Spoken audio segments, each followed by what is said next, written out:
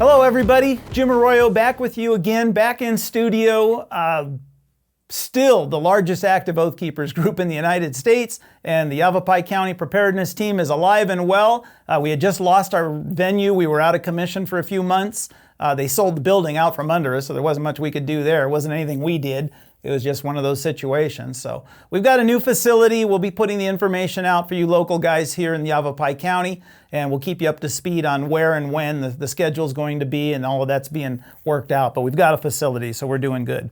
So anyway, the title of this video right now is Building Community. And the reason I picked that title is because Janet and I spend endless hours doing research on the computer, listening to other people on YouTube and other analysts and other former military guys that have come together, and of course Lieutenant Colonel Steve Murray on the Telegram channel and on Rumble. And if you've never listened to any of the roundtables of Lieutenant Colonel Steve Murray or any of the Intel sit rep reports, you need to do that. He's a hoot. You'll get a kick out of it. But they put out a lot of good information. And then just recently, within the last few weeks, I'm listening to other analysts and other people that put information out, and the number one thing everybody is talking about is building community. And that's kind of interesting because the Oath Keepers have been doing this for almost, I came on board in 2014. The CPT program, the Community Preparedness Team program, came online about a year and a half before I got involved. But that was our main bailiwick outside of our Reach, Teach, and Inspire program is community preparedness. So we created the Community Preparedness Team, and then we incorporated our chapter into what is now the Yavapai County Preparedness Team, which expands our training countywide. And then, of course, we expanded into other counties in Arizona, and then eventually we developed the United States County Preparedness Team. So we teach other communities and other counties how to start their own community preparedness team. And that's all we've been doing for we're in our 11th year of operation. We're the largest and longest acting group under the same leadership. So this has been a part of our program from the beginning. Now everybody out there is running around saying build community, like they figured it out on their own. So that's fine. As long as the information is getting out that people need to do this, that's great. The problem is, okay, fine. How do you do it? Well, this is what we do in our organization. This is our main bailiwick, is teaching people not just individual skills, which we'll get into, but we teach you what to do, and we help you get organized and show you how to build a team from the ground up. So what we actually created, because we had the Community Preparedness Team, is we went back and we started from the ground zero. And we said, you know what? It's great. We have a Community Preparedness Team, but how do we build up to that? Well, it's simple. You got to start with individual preparedness, okay? The individual, the number one person in any household is the most important, because if something happens to the father or the mother, if she's a single family or a single mom, then what happens to the rest of the family? So individual preparedness is absolute priority. Then we develop training for family preparedness. And basically all you're doing is taking the individual with everything they need to do, and you teach everything to the family members so they're all the same. Once your family is completely prepared, then you start to spread out to the neighbors and build your neighborhood community. And we also have a program for that. I'll get back to that. But then once you've built your neighborhoods up, then you go to your Community Preparedness Team. Okay? You don't start with the big picture first. You start at the bottom and build it up little by little. And you're going to find there's a lot of people out there that are already involved in prepping and training and getting ready for something. Even if they don't know what it is, they're getting ready. And that's a good thing. It's all about logistics, preparations, and training. So then we created our NPG program.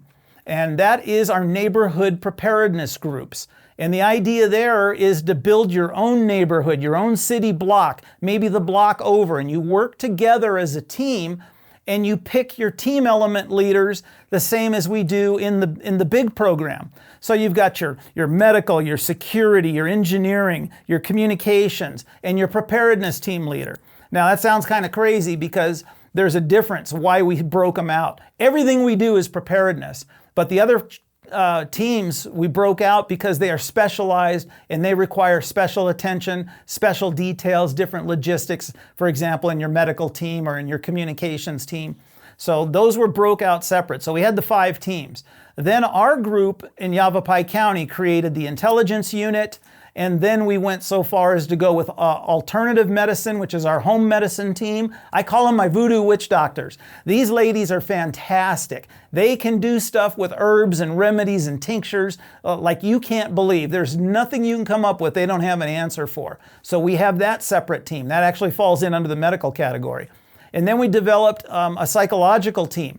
Why? Because there's going to be psychological trauma. If any of you have ever been through an earthquake, a hurricane, a tornado, you know there's psychological trauma. So it would be nice within your groups to have psychologists, psychiatrists, people can help with the psychological trauma. If you're part of the CERT program, you know that disaster psychology, that's what that deals with, is the psychological trauma of any disaster. So that's basically it in a nutshell of what we do, and helping you get organized is as simple as making a phone call or sending us an email. We can do it remotely. We just set up a team in Idaho, and it was a couple of people up in Idaho that are part of our YCPT program that listen in on our meetings and participate, and they decided they wanted to form a group. So they held their first meeting, got a bunch of people together in a building. They brought in a big screen TV and set up a laptop computer, and we plugged them in on Zoom. We have our own Zoom account, so if you want to do this also, all you do is contact Janet at the phone number, the 928-636-8895 number. It'll be on the screen. It's also on our website. And you contact her and say, hey, we want to start a team and we want to hold our first meeting. Can you help guide us? No problem. We'll set up a schedule and you guys handle the electronics on your end. What we do is we send you a link. You click on that. That brings you into the Zoom call automatically, and we help set it up from there. The other beauty with doing the Zoom calls, and if you're part of the YCPT program, we record all of those. Everything is recorded. That way, if you missed the meeting, you can go back and watch it at your own leisure and see what we talked about. So it's not as much fun as participating, but at least you can get the information. And that's the most important thing in the world, is start getting organized. So Janet and I just put together a brand new team here in our sector in Yavapai County, just on the other side of the hill from us. And we helped this brand new team. And what had happened was, I'm in the firearms industry. I work in a gun shop. I'm a custom gunsmith and gun builder.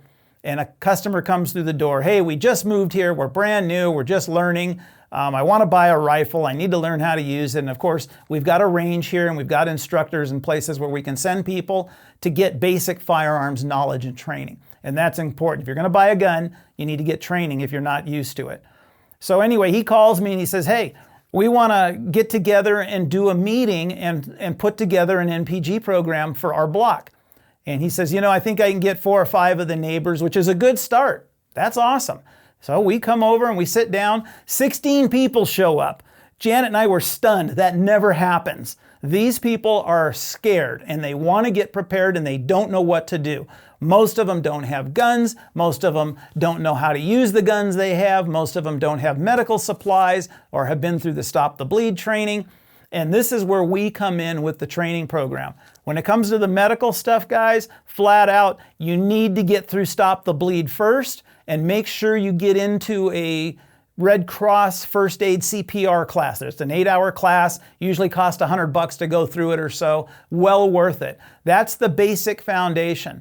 And then when you get your IFAK, your improved first aid kit, your military grade kits, and it's got all this high-speed, low-drag stuff in there, and you don't know how to use it, we're going to teach you how to use it. And all of our trainings, everything we do now in our medical team with my buddy Steve, who's the medical instructor, he's also a former U.S. Army Ranger. I served in the 1st Ranger Battalion. He was in the 3rd Ranger Battalion, and he was a medic. And he puts together classes that'll blow your mind, and we record them all. If you go to the website, just go to the medical team under videos and plug in there, you'll find it. If you have a problem, contact Janet. She'll tell you exactly how to get into it. And actually what we just did for one of our members who came up with an idea, they wanted to have a thumb drive with all of the videos that we've produced other than just the meetings, just the classes. And my webmaster banged it out so fast, it was unbelievable. I'm going to go pick it up this afternoon. And it's something you can go in on the website and download those trainings to a thumb drive and or an external hard drive. And that way you have it. If all hell breaks loose, you've got your laptop computer. Yeah, the internet ain't going to work, but guess what? Your computer still works, and you plug the hard drive in and you can find all the different trainings on whether it's alternative medicine, medical, preparedness. Sometimes we record the commo team. We've got an excellent radio video we call it the 101 course. It's about 2 hours long. Get your radios, get them programmed, and all of the trainings already on the website. All you gotta do is sit down and watch it. If you have any questions, we'll put you in direct contact with our team leader, and he'll talk to you all you want about communications. So, there's virtually nothing that we can't help you get going with. All you need to do is contact us, and we'll walk you through it. What we have done in our sector, we're the Yavapai County Preparedness Team, and we've got several communities right around us that each hold their own NPG meeting, not just for their individual neighborhoods, but the neighbors in different neighborhoods all come together for one meeting. So it's kind of a miniaturized version of YCPT and what we do. And that's a great system because we have more meetings during the month, and you can go to your local area and meet people in your area. You might even meet someone on your own street that you don't know lives there. That's happened numerous times. And the guy says, yeah, he lives right down the block from me. I didn't even know him. They met at a meeting. And that's why the meetings are important, to get to know people. Who's who in the hood? That's what's going to save you in the future. So when we're saying, build your neighborhood up, build your community, this is how you do it. So we've got miniature meetings going on where they're teaching classes, and we do a number of Stop the Bleed trainings for those different groups. And you're going to meet the people that are there, and you have no idea. There was this group I just formed, they had a doctor, they had 2 nurses that are in-home care, have that capability, taking care of the elderly. We had contractors, we had construction guys, we had a helicopter pilot. I mean, you don't know who's in your neighborhood. And this is the best way to find out. You've got to get out and don't get into this thing about, well, I don't want to deal with any neighbors. I just don't want to be on a list, or I don't want to be involved. Okay, fine. How are you going to get through this when it all collapses? You're going to need to get involved eventually, one way or the other. So do it now. Start to meet the people, and I'm telling you, you're going to meet the greatest people you ever found in your life. Okay? Leave politics out of it. Yes, the vast, vast majority of us are right-wing Christian conservative Republicans and Trump supporters and all of that. Set all that aside. None of that means anything. And when the economy collapses and the country turns to crap, it don't matter who's in the White House. It's all going down. So how do we survive to get through to rebuild the government and hopefully build it better, and hopefully be able to survive and make our families survive so that this can continue? Remember, even under the worst circumstances of World War II, Germany was flattened, Russia was flattened, Japan got trashed, everything was destroyed. And you know what? They rebuilt. And during the 70s, the top 2 countries, the top 2 economic superpowers in the world were Germany and Japan. So don't think it can't be rebuilt. I don't care how much they trash it. We'll rebuild it. I don't want to have to, but we might have to. But if we do, it's going to be nice to know that I can call on my neighbor, or I know a guy who can do electrical. I got a guy who's a construction worker. I've got a doctor, a nurse, an Indian chief. Whatever you need, it's in your neighborhood. You just need to go find it. So start a group. If you want help with it, I'm telling you, give me a call. This is what we do. I get home from work about 5:30 every day. Janet runs the corporation during the day. So there's always someone there who can answer the phone unless she's out working in the garden or something. But we'll get right back to you. So if you want help, all you need to do is ask. If you already have a group going, we can help strengthen that group and make it better. Trust me, we've been doing this a long time. We know all the tricks. We've seen all of the problems. We can solve any problem you come up with. All right? All right, guys, that's what I've got on building community. Get on it. Things are moving rapidly right now. This may come apart before the end of the year because of this election cycle. So be ready. All right, thanks a lot. Give me a call if you need any help.